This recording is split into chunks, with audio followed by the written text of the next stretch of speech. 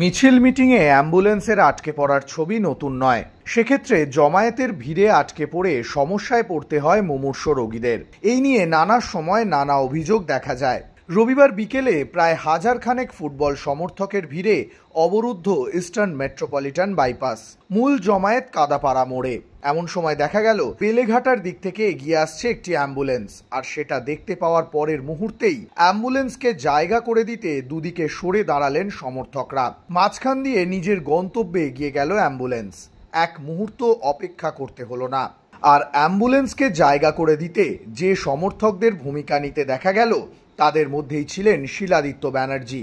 ইতিমধ্যেই এই মোহনবাগান সমর্থকের ছবি ভাইরাল হয়েছে সোশ্যাল মিডিয়ায়। ইস্টবেঙ্গল সমর্থককে কাঁধে তুলে স্লোগান মেলাচ্ছিলেন তিনি। সব মিলিয়ে সমর্থকদের প্রতিবাদে নানান টুকরো টুকরো দৃশ্য তৈরি হলো রবিবার যুবভারতী চত্বরে।